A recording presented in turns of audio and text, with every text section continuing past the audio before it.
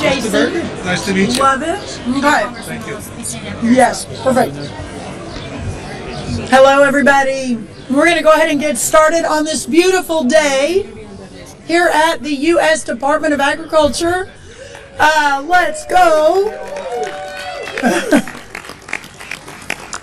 It is a great day in America because you normally don't say that on tax day, but today we are saying it because we have so much to celebrate today, and we're going to talk a little bit about that. It's also a big day here at USDA, and we just finished an amazing roundtable with some of our greatest Americans, some of our fishermen from Alaska, from Maine, from North Carolina, from the Gulf of America, Texas, and some others. So we're gonna talk a little bit about seafood too in the announcement we just had. But really, we're here today to talk about again the incredible work that has been done, and as we're moving forward to celebrate a new day in America. Very grateful to have my partner from the cabinet, the incredible Secretary Doug Burgum is here. Thank you, sir, so much. Along with Congresswoman Kat Kamek, and again, some of our great fishermen. Our Deputy Secretary Stephen Vaden is here, and others. So grateful. So a couple of quick top lines before I turn it over to Secretary Burgum and we move through the program. This is the first tax day since the working families tax cuts went into effect. Tax cuts that President Trump promised, that Republicans in Congress, Kat, delivered, and that all of us across the administration, including here at USDA, are implementing. The working families tax cuts are the largest tax cuts in history for working and middle class Americans. And Americans are already seeing real relief. More than 53 million filers claimed at least one of the new tax cuts. 53 million Americans. The average refund this filing season is more than $3,400.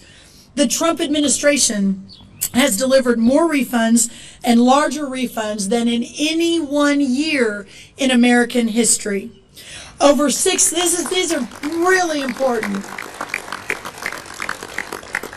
Over 6 million filers have claimed no tax on tips, and over 25 million filers have claimed no tax on overtime. Over 100 million filers have claimed the now permanent double standard deduction. This is promises made and promises kept. So thank you, Mr. President. The working families tax cuts are also the largest investment in rural America in history. And they are breathing new life and new opportunity into the heartland and into rural fishing communities for our fishermen here by giving them the relief and the support that they deserve. There are so many wins for rural America in that Working Families Tax Cut Act that it would take me a really long time to go through them all. But to just name a few, number one, averted the death tax exemption sunset by exempting 2 million family farms in America from the death tax.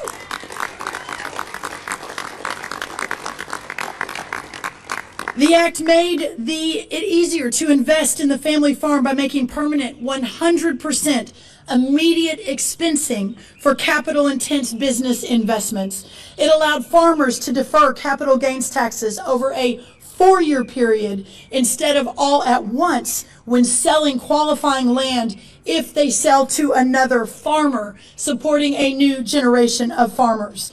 That Working Family Tax Cut Act also committed $50 billion in Rural Health Transformation Program. Dr. Oz is running that for generations to come.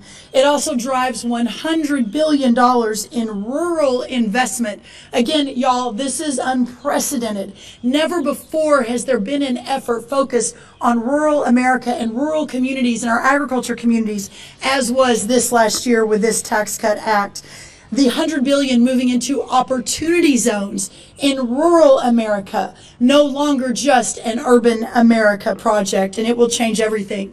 For our farmers who had been waiting more than a decade for an increase in reference prices, from 10 to 21% for many and most of our commodities, corn, soybeans, wheat, changes that provide up to $13 billion in additional revenue and price protection for our farmers starting this October is a game changer for a struggling rural economy.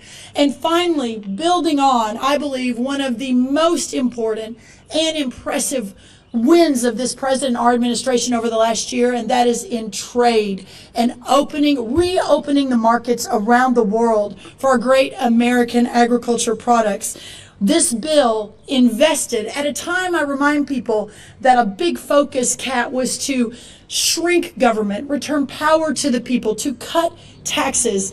At the same time, this administration, with our partners on the Hill, invested significant funds in rural America, including $280 million a year, in addition to what we're already spending to support opening the markets in international agricultural trade.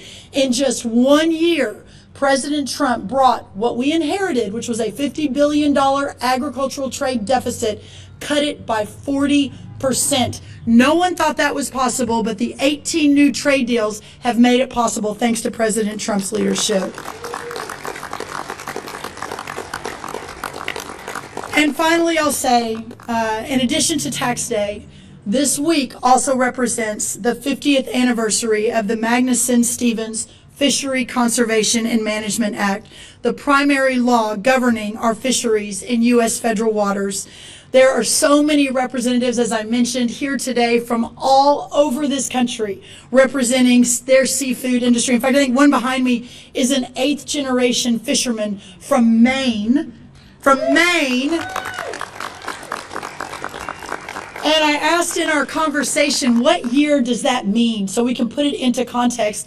And he said his seventh generation ago father began fishing in America in 1806 off the coast of Maine. Y'all, this was revolutionary times for our country. And as we celebrate the 250th birthday of the greatest country in the history of the world that preserved and ignited the fire for freedom and for liberty, it was the families of these fishermen standing behind me, the families of the farmers that we know today, that were the heart of that effort. And that is what we fight for every single day. So again, what a joy to have you all here. We just announced the launch of the first ever USDA Office of Seafood to support our farmers of the sea.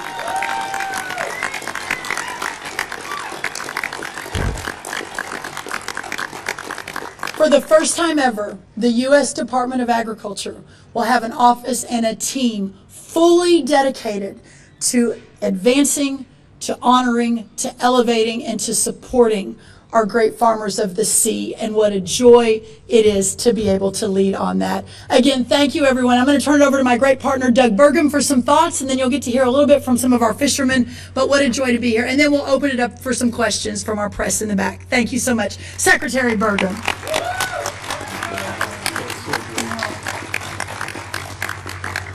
Thank you, Brooke. Great to be here with all of you, and great to be here with our incredible fishermen from around the country. We just got done with a roundtable with folks from Alaska to Florida and from Maine to the Gulf Coast. And what a day. Congratulations, Brooke. Congratulations, everybody at USDA. Congratulations to Secretary Howard Lutnick, who is here with us, working together. Again, the Commerce, of course, has got the National Marine Fisheries and NOAA, and the idea that we're going to be bringing ag programs to support our fishermen in the sea is really incredible. It's an achievement. Senator Dan Sullivan was here. He's had this idea for over 10 years, but you're going to hear from all of them. Let's give one more round of applause. This is really a historic day for the thing. Way to go, Brooke.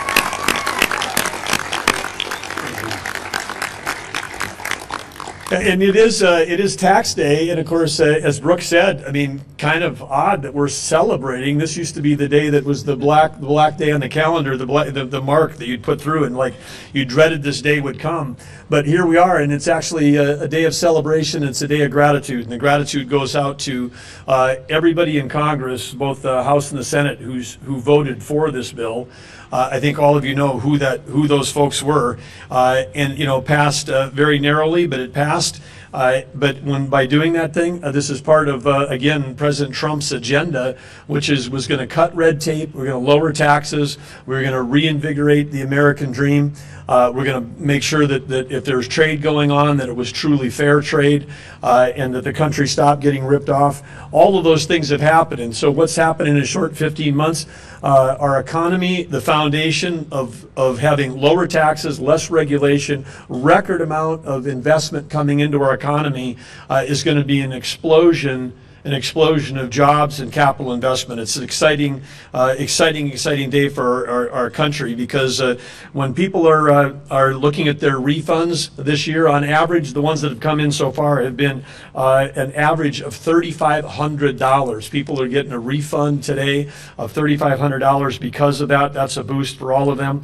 And of course, Brooke talked about this, how fantastic our seniors paying into Social Security their whole life only then have to pay taxes on their earnings coming back to them. But now 51 million seniors, 88% of all the seniors on Social Security will pay no tax on their Social Security. How about that?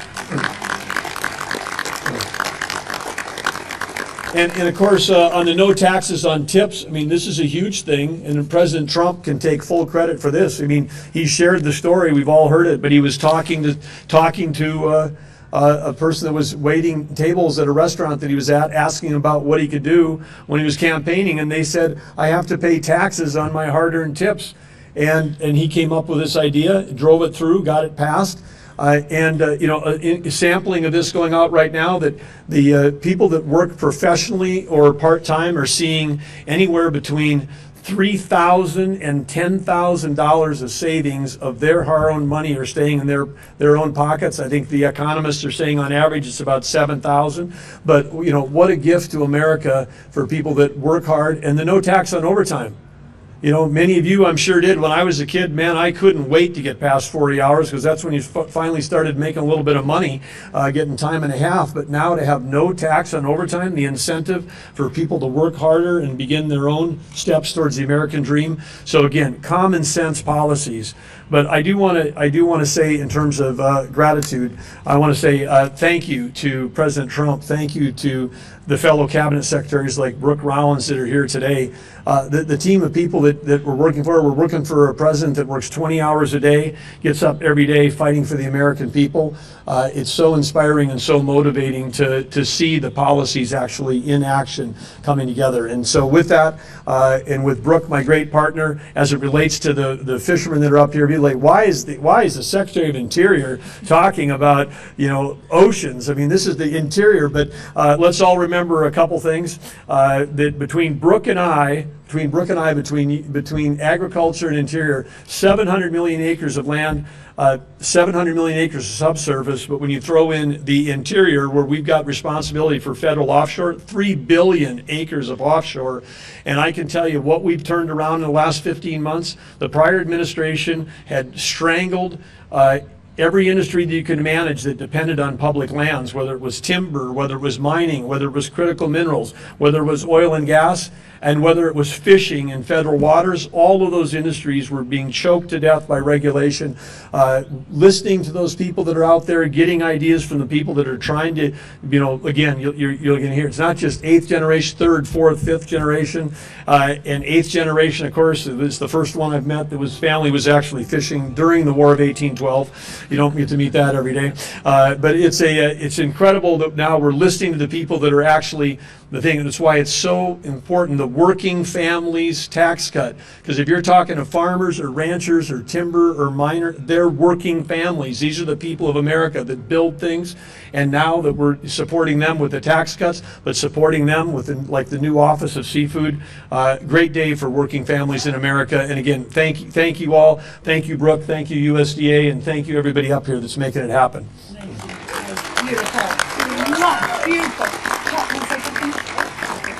Very quickly, our incredible Congresswoman who represents a lot of fisheries, but certainly represents the Make America Great Again tax cuts, and has just been such a warrior on all of it. Kat Kamek. Thank you. You're welcome. Well, I just want to echo the comments of what has been said here already. As the lone representative for the free state of Florida on House Agriculture, with a whole heck of a lot of coastline, including the Gulf of America, this is an amazing day for our fishermen. We have, yes. Now, it was said in the roundtable earlier, we know the juggernaut that Alaska is in this space, but as the representative of the lower 48, of the tremendous oystermen, clammers, crabbers, shrimpers, you name it, this is a fantastic step forward because we know that food security is national security. And this has been an issue that we have been pushing for, fighting for, and to have a team of cabinet secretaries who not only get along and genuinely like each other, but take action instead of just talking about an issue, they deliver. And not only have they delivered today, but they have delivered previously, will continue to do so. And on tax day today, we are here living proof that President Trump is very, very serious when he says we're going to make America great again and put America first. Thank you. Thank you, Secretary Rollins. Thank you, Secretary Burgum, to our amazing fishermen that are here today representing an industry that has been a little overlooked, but no longer will be. Thank you for everything that you're doing. Today is a new day as we look forward to continuing to make America great again. Thank you, guys. That was beautiful. All right, a fourth generation fisherman and also the fisherman in residence at NOAA, Dustin Delano from Maine, to talk a little bit about the tax cuts. Dustin, thank you. Thank you, Madam Secretary. It's an honor to be here and a privilege. Again, my name is Dustin Delano, and I serve as a fisherman in residence at NOAA.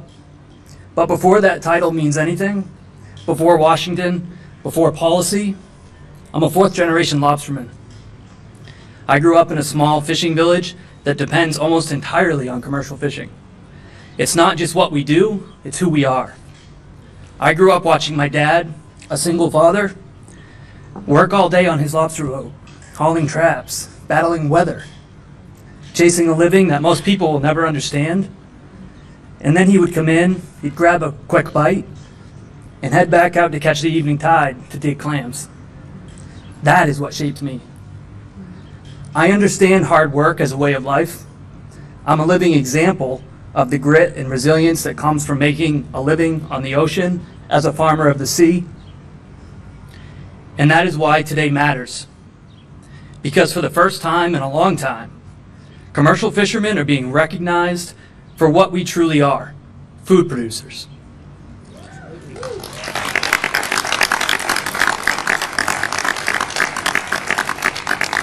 So today is tax day, and for generations, fishermen have carried the weight of taxes, regulations, and rising costs, while continuing to show up every day to feed this country.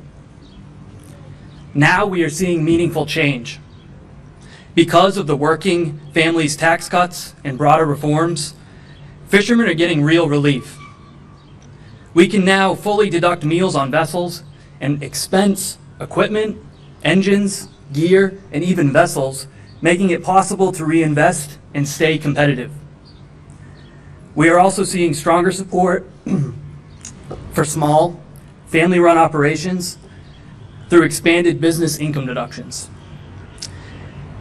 And I can't forget to mention one of my favorites, eliminating subsidies for offshore wind that was slated to kill our fishing industry.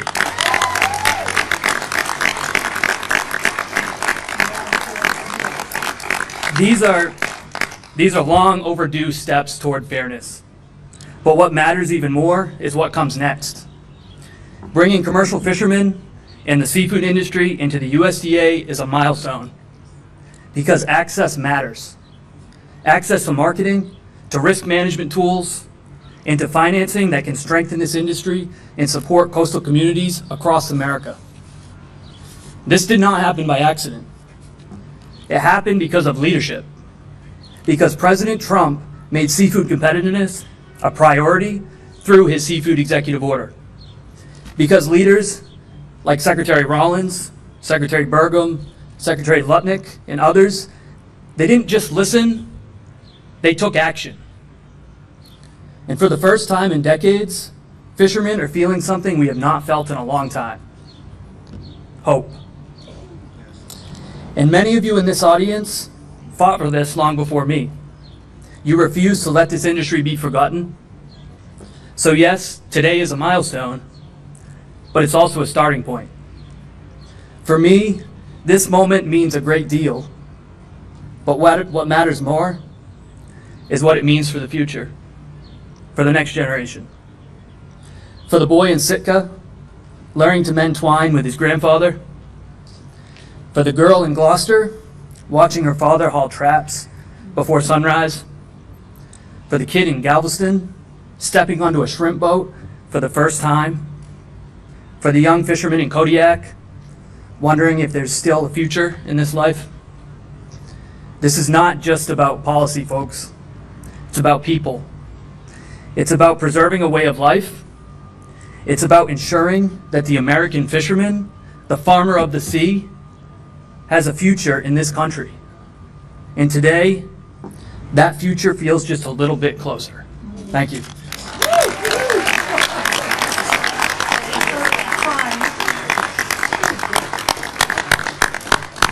Well, maybe we just finished there. No, I'm just kidding. That was incredible. How inspiring, Dustin. Thank you. Another great fisherman with us from Alaska, Sterling. If you wouldn't mind joining us, we added them at the end, but he and Jason represent just so many remarkable, again, patriots, and what a joy, Sterling, to have you here. So thank you for joining us, and tell us what you think. Yes, okay. He said, I'm going to pass it to Jason. This is Jason, again, like I said, our 8th generation fisherman from Maine, and has been such a stalwart on this issue and the fight in front of us and the righteousness of this work. Talked about how Peter in the Bible was a fisherman, and this goes back really, really long way. So Jason, thank you so much for being here.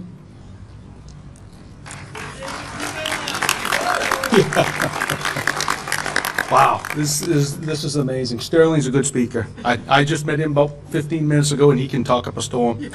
Wow, and Dustin, proud of him. Man, what a nice young man. He grew up in a fishing family, and I'm very proud of him.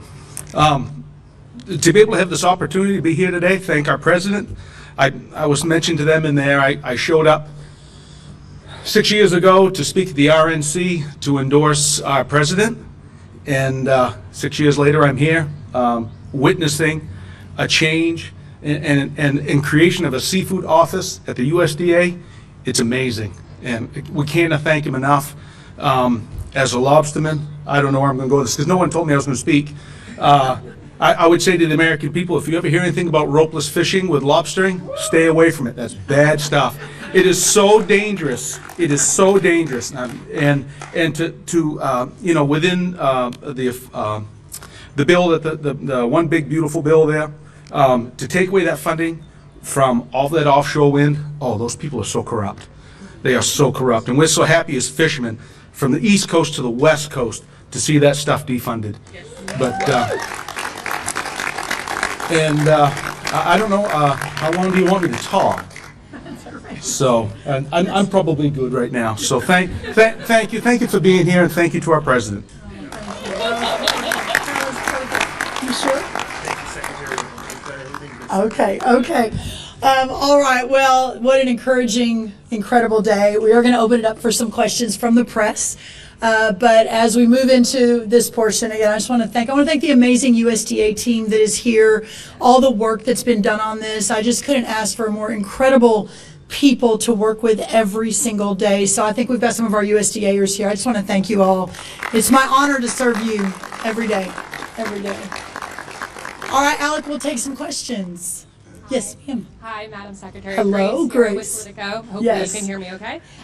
Thank you for taking my question. I wanted to ask about your message to farmers who are seeing higher prices of fertilizer and fuel recently. I know you've said you've been in contact with fertilizer companies, and you posted that any sleight of hand from fertilizer companies will not be tolerated.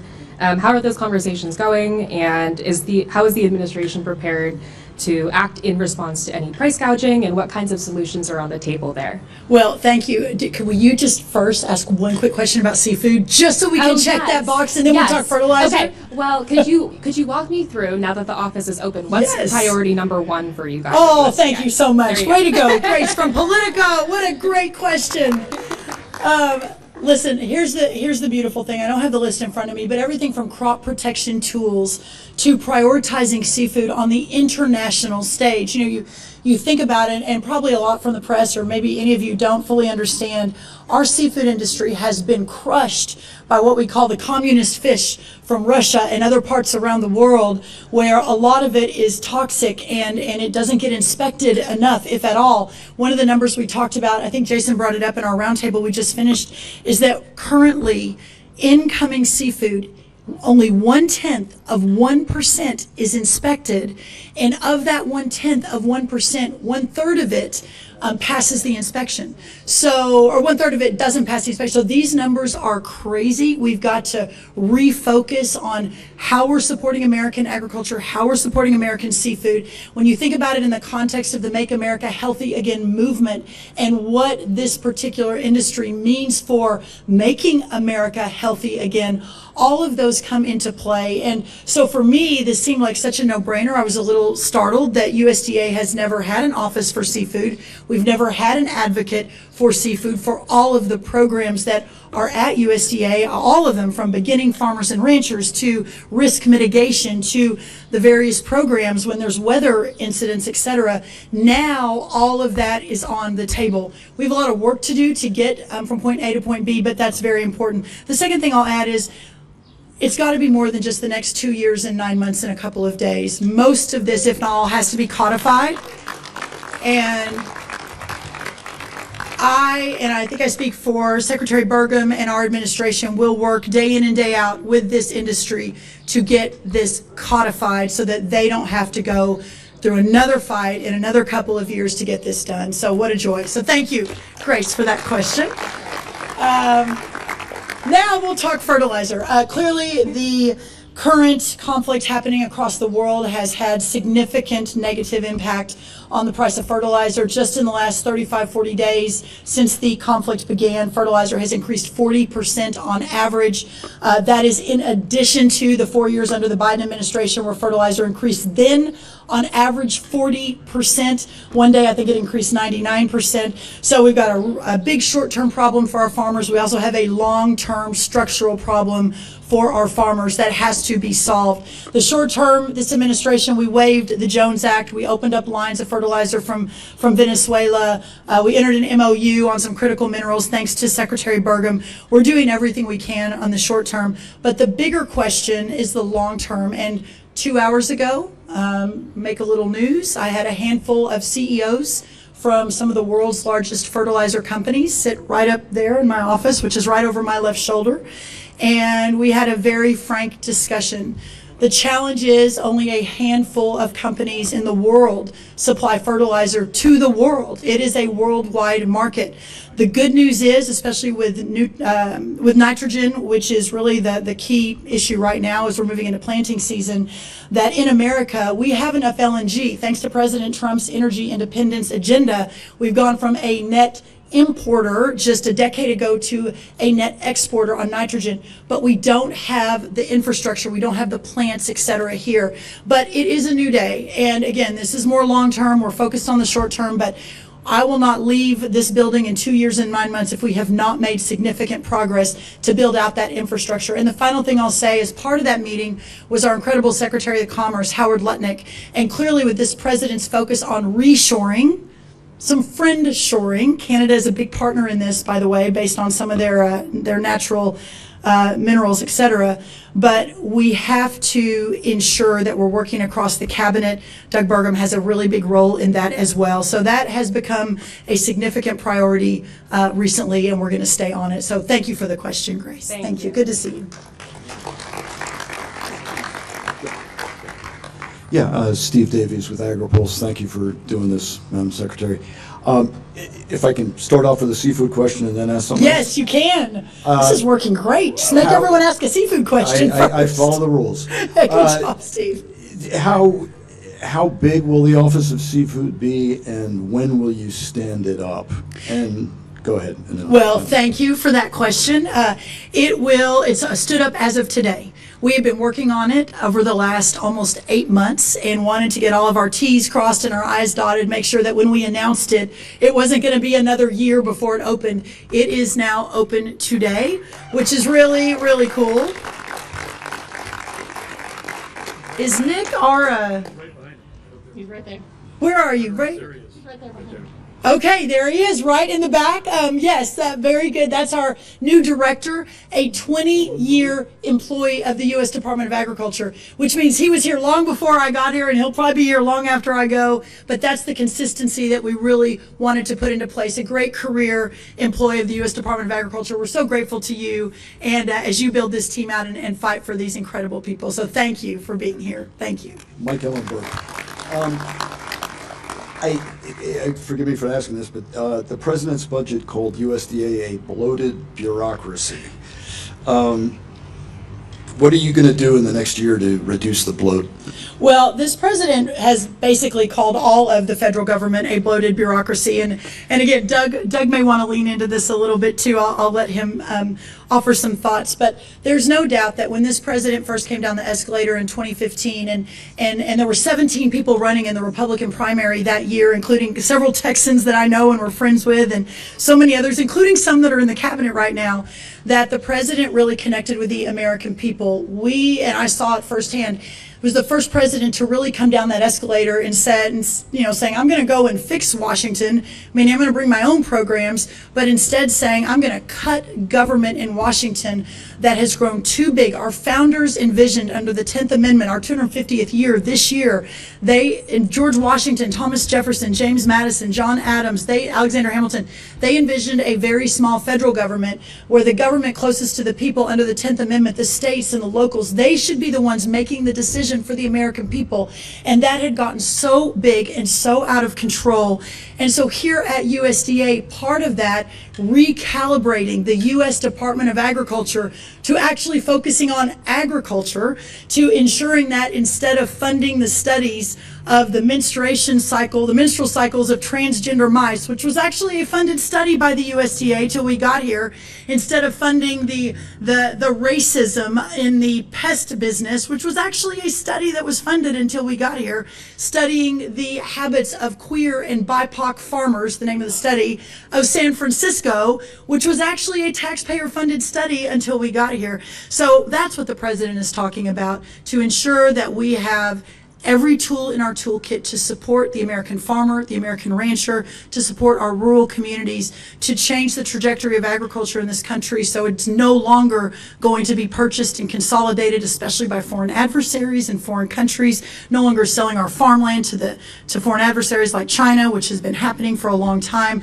These are all existential issues for the future of America. And so when the president talks about the bloated USDA budget or the bloated interior budget, we have such a short period of time to fix it while we're here, but to make the first things first and a priority. Doug, I know you may have some thoughts on interior, on the budget process. We're going through that right now. But thank you for that question.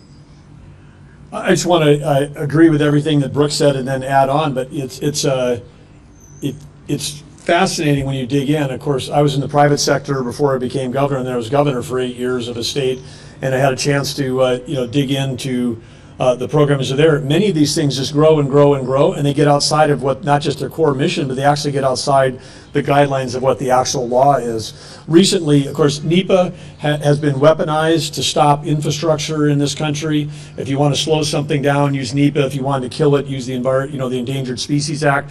I mean, we've got $1.5 trillion of capital spending that's been approved in our country that's waiting for a permit, and it's often waiting for a permit because it's being challenged and litigated around some of these rules that were not passed by Congress. 80% of NEPA was not passed by Congress. At Interior, we've just reduced the amount of things that people have to do to get to the 20% that meant the law. The other 80% is in an addendum. You can look at it and go, well, those are interesting ideas, but that's not actually the law. And the same thing, we're now going through that with ESA. So part of getting rid of the bloat is to save taxpayer monies, but actually I know Brooke cares about the people that work here at USDA. I care about all the people that work at Interior. But we've taken federal employees and we've basically created mind-numbing, soul-sucking jobs where all they do is follow a bunch of regulations that aren't literally something that Congress passed. And so if people get into government because they want to make a difference in people's lives, these roles done right can actually make a difference in supporting, like we saw today, a group of cabinet leaders and all of our teams supporting an industry to have an opportunity to flourish and not be buried under red tape. But when you get rid of the red tape, it not only helps the industry, it helps the federal team members. It brings people back to life and say, hey, I can actually do a job where I can make a difference in people's lives and that they can be a participant in helping, create the American dream for America. So there are so many ways. I mean, I feel like the jobs that Brooke and I have are like get up in the morning and it's a joy because you can attack in any direction and there's some, waste, fraud, abuse, IT, on the IT side, man, we've got not just old technology, we have ancient technology. We have stuff that should be moved, out of our departments and put in a museum. It is things that just add cost and add time. We had permits that were taking years, and we said, what if a team of people just did that permit? We did an environmental assessment in 11 days. They normally take 1 to 2 years. We did an EIS in 24 days. It would normally, people didn't think anything at all if it took 4 years. 4 years. An entire administration. We did it in 24 days, and we followed every aspect of the law to do it. If I gave a judge the 24-day EIS and I gave him the one that took 4 years and asked him to tell the difference, they would probably say, wow, this one looks like it's really well thought through. That was the 24-day one because a group of people just had a chance to work on it. So that there's an unlimited opportunity to reduce costs and improve the services we deliver to the citizens in these jobs. That's beautifully said. Thank you. Yeah. We'll do last question. Hi, Secretary Elizabeth Elkin, Bloomberg News. Good to see you. Good to see you. I'm also going to ask a fish question and then a fertilizer question. We're just going to go on theme here. I love it. I wonder how demand for seafood fits into the overall demand for protein that we're seeing. Like, how do you see fish demand as fitting into the protein craze? Yeah, no, that's right. And it actually ties back to Steve's question too. So as we work to make America healthy again, a report came out last week that said for the first time in American history, the real food purchases were up 7.5%. We've been trending away from, quote, real food, our kind of dietary guideline that Bobby and I put out a few weeks ago. And so Americans are buying more real food as it becomes very apparent what has been happening over the last number of decades with what we're eating in this country and the chronic health problems that come with that. So as we're looking to make America healthy again and looking to have proteins, right, eggs, beef, chicken, today seafood, as part of that effort, it's an incredibly encouraging and exciting time. I've said it before, but I'll repeat it. USDA alone spends $400 million a day across 16 nutrition programs. That's SNAP, WIC, school lunches, etc. The opportunity to pivot toward more real food, towards seafood and beef and chicken, etc., is just limitless from my perspective. And then what that eventually means for our agriculture producers and rebuilding these smaller mid-sized family farms and being able to pass to the 9th and 10th generation continues to be a priority. So I'm sorry Bobby couldn't be here. He was really sad to miss because he was very excited about this too. He's getting ready for a hearing, or he may be in a hearing right now. But this is an across the cabinet effort and one that I think is going to be so important to seafood. So thank you. Thank you. And my fertilizer question. If Mosaic is unwilling to step back those countervailing duties that we've been talking about, what are next steps to bring release for farmers? You know, we have so many different options that we're looking at. As I mentioned earlier today, we had Secretary Burgum, we had Secretary Lutnick, we had Ambassador Jameson Greer, and several other key folks from the administration sitting down with some of these companies. Mosaic was not one of them. They did not come. but understanding what it is that we can do together, hopefully, to work to keep this fertilizer crisis in check. And we're looking at additional more short-term. As I mentioned, the long term is coming too, but more short-term steps. Nothing I can announce right now because we're still working through that, but know that it is an across the cabinet effort. I've talked to the president himself about it. He truthed about it on Saturday, ensuring that there was no price gouging. The Department of Justice is involved. We are watching this very, very closely. But the silver lining is it has shined a light that has long needed to be shined on this particular input and how difficult it has been for farmers as it has continually increased year over year over year. In the last 30 days is, again, just one more check on the check marks and what's happening. And we're going to get our arms around it and do everything we can to help solve for it. Yeah, please. And Doug Burgum. And then we're going to wrap. I just want to add, again, adding on to everything Brooke said, but wow, what an opportunity for America. When we have conflicts abroad, or if you have disruptions, even like COVID, you understand that supply chain risk. What do you make nitrogen? It's the number one component of fertilizer is nitrogen. What's the primary component? Natural gas. 20 years ago, the U.S. was the world's largest importer of natural gas. Under President Trump, we're the world's largest exporter of natural gas. Natural gas, I'm talking about natural gas which comes out of the ground when you're producing oil and gas. The price of that at the beginning of this conflict was $3. The price of it now is $2.60. In the U.S., we have the most abundant, the most lowest cost natural gas. That's what you make nitrogen out of. And whether it's a gaseous form like ammonia, whether it's urea, which is solid, or whether it's a liquid form, farmers can apply all three in different applications. We don't have an issue with the resource. We are blessed as a country with enormous resources and natural gas, which can be converted, heat, light, or fertilizer. It's amazing. It's the superpower of energy, and we've got so much of it. But what we need is we need to manufacture those products here as opposed to import them. So when you go through a situation like this, what's going to come out the backside? And the companies that we're meeting with the secretary. We're going to see companies that stand up and start making investments in developing more fertilizer here. So just like with natural gas, instead of being an importer, now we're the world's largest exporter. We have the same opportunity in fertilizer. There's no reason why we have to be paying high prices when we could have the lowest prices for fertilizer because we have the lowest prices for natural gas in the world, under $3. I mean, in other places around the world right now, including Europe, it's $12 or $15 for natural gas, so 5 times higher. So incredible business opportunity for America. I know that with Brooke and with Howard and the team that they meet with today, we're going to see solutions on this thing. So again, there's going to be, I look at the future. These are all solvable. American innovation, American greatness. We're going to have the lowest price. We do have the lowest price energy in the world because of President Trump's energy dominance agenda, and we're going to have the lowest price fertilizer in the world under the same agenda. So fantastic future for our farmers and for everybody else. It'll lower the cost of food, improve food security. Amen. Thank you. Yeah. All right, everybody. Happy Working Families Tax Cut Tax Day. So grateful to be fighting every day for all of our Americans, returning the American dream to every corner of this country. Of course, here at USDA, to our farmers of the sea, to our farmers of the land, and we will never stop battling. God bless you all. Thank you. And thanks to the press for being here. Thank y'all.